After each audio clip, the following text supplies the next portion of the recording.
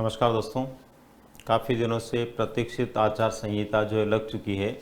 जैसा कि आपको विदित है, चुनाव आयोग के द्वारा जैसे ही चुनाव की तिथियों की घोषणा की जाती है, विभिन्न प्रकार की घोषणाएं होती है, उसी के साथ ही आचार संहिता भी राज्यों में लागू हो जाती है।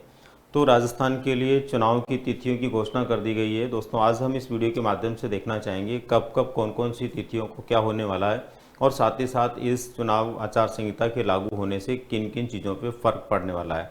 इसके अलावा बहुप्रतीक्षित बहुत सारी भर्तियां थी जिनके लिए भी काफ़ी प्रतियोगी जो इंतज़ार कर रहे थे, और मैंने भी इस बारे में बोला था कि निश्चित रूप से आचार संहिता से पहले विज्ञापन आ जाएगा, पर वो नहीं आ पाया है। तो उसके लिए अब क्या हो सकता है, आदि आदि मुद्दों पर हम बात करने वाले हैं। तो दोस्तों, सबसे पहले तो हम उन तिथियों को देख लेते हैं। अधिसूचना और नामांकन की शुरुआत जो है ये 30 अक्टूबर से हो जाएगी, जो हमारे यहाँ पर आचार संहिता लागू हुई है उसके अनुसार। कुल मिलाकर के जो चुनाव होंगे उसके लिए यहाँ पर जो प्रतिभागी या फिर चुनाव लड़ने वाले जो लोग हैं, वो अपना नामांकन जो शुरू करेंगे वो 30 अक्टूबर से शुरू करेंगे, और नामांकन की आखिरी तारीख जो है वो 6 नवंबर रहेगी। इसके बाद में नामांकन पत्रों की स्क्रूटनिंग जो होगी वो 7 नवंबर तक होगी, और उसके बाद में जो फाइनल नामांकन रह जाएंगे, यानी कि छंटनी के बाद में जो फाइनल नामांकन रह जाएंगे 7 नवंबर को, उसके बाद में कोई व्यक्ति अपना नाम वापस लेना चाहे तो उसके लिए 9 नवंबर की तिथि तय की गई है। उसके बाद में मतदान जो हमारे यहाँ पर 23 नवंबर को होगा संपूर्ण राजस्थान में। संपूर्ण राजस्थान में एक ही तारीख को जो है मतदान होना है, और वो तारीख है 23 नवंबर को।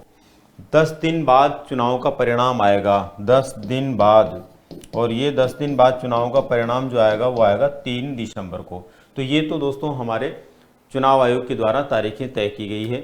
इसके बाद में दोस्तों क्या क्या इसके अंदर चालू रहेगा, क्या बंद रहेगा, इसको लेकर के देखिए।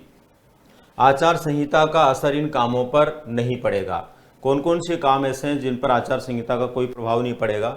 जो सरकारी योजना शुरू हो चुकी है उनका लाभ मिलता रहेगा, किसी प्रकार का कोई प्रभाव उसके ऊपर नहीं पड़ेगा।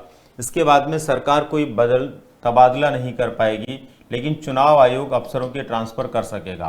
यानी सरकार जो है, मंत्री है, मुख्यमंत्री है, विधायक है, इनसे किसी तरह के कोई तबादले से संबंधित कार्य नहीं हो सकते, लेकिन चुनाव आयोग अपनी व्यवस्था के अनुसार अधिकारियों के तबादले कर सकता है। चाहे वो पुलिस विभाग के हैं या प्रशासनिक विभाग के किसी भी तरह के जो अधिकारी लोग हैं, उनका चुनाव आयोग अपने स्तर पर तबादला कर सकता है। सीएम मंत्री रूटीन काम ही कर सकेंगे। सीएम और मंत्री जो रूटीन के काम है वो कर सकते हैं। हाँ, दूसरे प्रकार की विशेष प्रकार की घोषणाएं आदि संभव नहीं है। सरकारी दफ्तर में जनता से जुड़े सामान्य काम पहले जैसे ही चलते रहेंगे। सरकारी दफ्तर में जो काम है जितने भी, जैसे मान लीजिए किसी को कोई प्रमाण पत्र बनवाना है, कोई ज़मीन की रजिस्ट्री करवानी है, प्लॉट की रजिस्ट्री करवानी है, अन्य प्रकार के जो भी कार्य है रूटीन वे में जैसे चल रहे थे वैसे ही चलेंगे, उन पर कोई प्रभाव नहीं पड़ेगा। इमरजेंसी हालात में चुनाव आयोग की मंजूरी से बड़े फैसले भी हो सकेंगे। कोई विशेष प्रकार की इमरजेंसी आ जाती है तो ऐसी स्थिति में कोई बड़े फैसले भी हो सकते हैं। जैसे उदाहरण के तौर पर दोस्तों, अभी हम बात कर रहे थे कि राजस्थान सरकार ने 1 लाख भर्तियों के लिए कहा था कि 1 लाख पदों पर जो है भर्तियां होंगी, और उसके लिए उन्होंने लगभग 34,000 पदों के लिए अपनी तरफ से विज्ञापन जारी भी कर दिया है। यानी विज्ञापन जारी हो गया है 34,000 पदों के लिए। लेकिन दोस्तों जो लगभग बाकी पद रह गए हैं जिनके लिए विज्ञापन अभी नहीं आया है, यानी कि लगभग 66,000 पद ऐसे हैं जिनके लिए विज्ञापन नहीं आया है। तो क्या इन पदों के लिए भर्ती के लिए विज्ञापन आ सकता है? तो वैसे तो दोस्तों विज्ञापन नहीं आ सकता, लेकिन चुनाव आयोग अगर चाहता है तो वो ये समझे कि ये भर्तियां जरूरी है और इनके पीछे मूल रूप से सामाजिक स्तर पर या राज्य के लोक हित में ही कोई विशेष कार्य होगा, तो ऐसी स्थिति में चुनाव आयोग फैसला ले सकता है। बाकी सरकार फैसला लेकर के कोई विज्ञापन इस तरह का जारी नहीं कर सकती है। तो ये ध्यान रखने वाली बात है कि अब जो ये बचे हुए पद हैं इनके लिए विज्ञापन अगर कोई होता है या आता है तो वो किसके हाथ में है? चुनाव आयोग के हाथ में है। हालांकि चुनाव आयोग जो है बहुत मजबूरी की स्थिति के अंदर या बहुत आपात की स्थिति में ऐसा कर सकता है, सामान्य रूप से संभव नहीं है। तो दोस्तों ये वो कार्य हैं जिनके ऊपर रूटीन के कार्यों पर ज़्यादा प्रभाव नहीं पड़ेगा। भर्तियों को लेकर के मान के चलिए कि अभी जो भी भर्तियां रह गई है जिनका विज्ञापन आने का इंतजार हो रहा था, लगभग बहुत कम संभावना है कि अब उनके लिए कोई विज्ञापन जारी हो। हालांकि युवाओं में निश्चित रूप से इसको लेकर के आक्रोश और रोष रहेगा।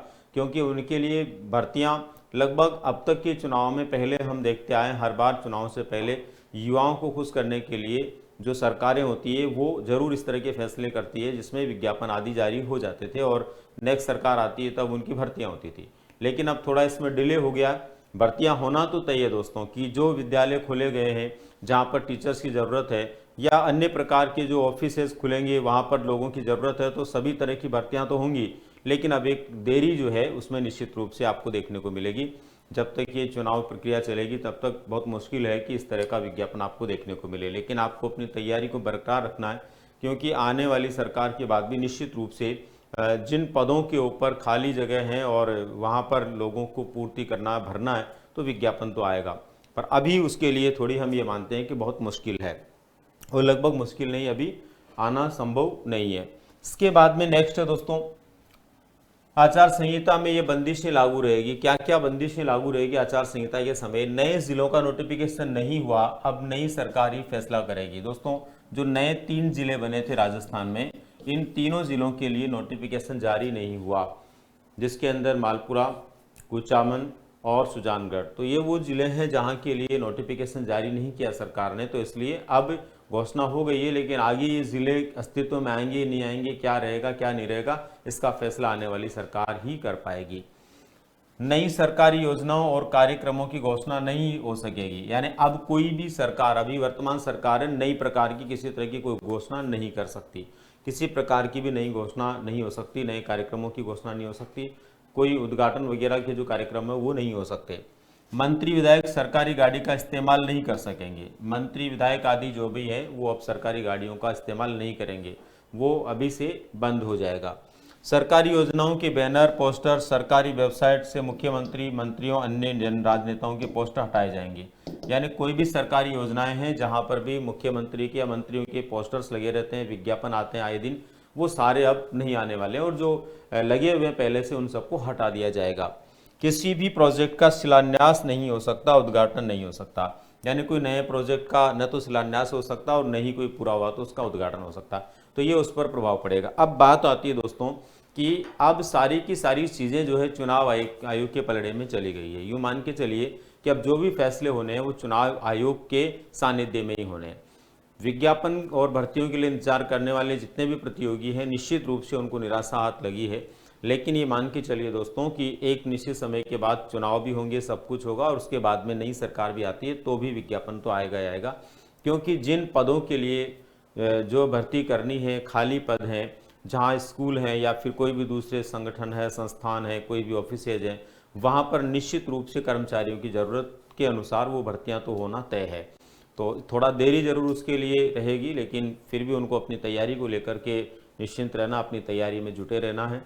दोस्तों अभी एक बार के लिए ये निश्चित रूप से युवाओं का रोष जो है वो सरकार जो है, सरकार ने टाइम पर विज्ञापन नहीं दिया तो उसको लेकर के कोई प्रभाव दिखा सकता है, लेकिन अभी समय है धैर्य के साथ में काम लेने का और धैर्य के साथ में अपनी पढ़ाई को बरकरार रखने का।